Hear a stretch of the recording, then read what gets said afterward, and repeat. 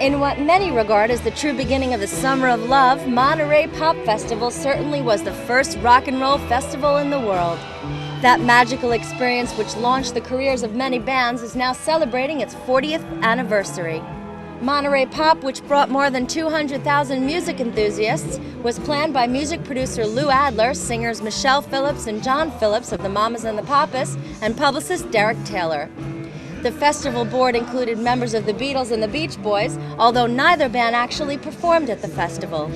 It was the legendary platform for artists like Jimi Hendrick, who made his first major American appearance, and Janis Joplin, who also made her vocal presence known.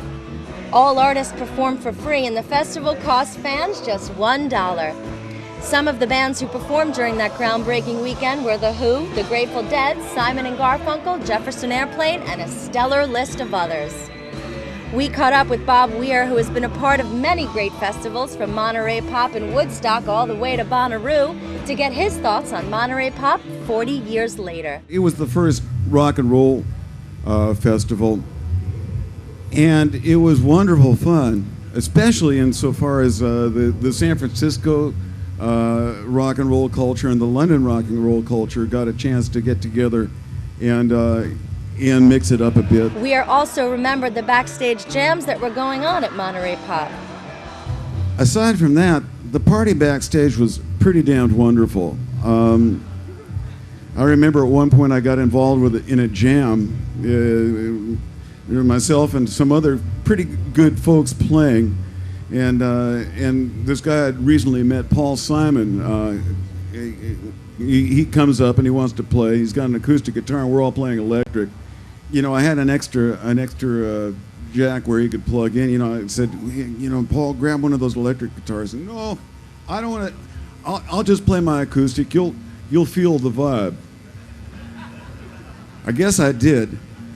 It was a fun jam. I had a lot of fun playing with him, even though I didn't hear a damn thing he did. More so than any other artist performing at Monterey Pop, it was Jimi Hendrix who was booked on the insistence of Paul McCartney and The Who that left an impression on the festival goers. We also talked with Weir about forging a friendship with Jimi Hendrix upon his first meeting at Monterey Pop. And then this other kid came in, and he was a black kid with a headband on, and there was no place else to plug in. I had this one extra slot, and pointed to that slot. Anyway, so this kid plugs in, and we started playing together, and it clicked immediately. It had a great time, and we were hanging off this big tall standell like a couple of crazed monkeys.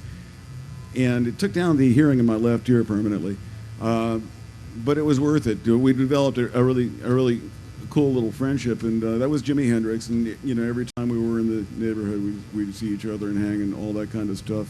It was a great way to meet a guy like that. His performance has since grown to legendary status.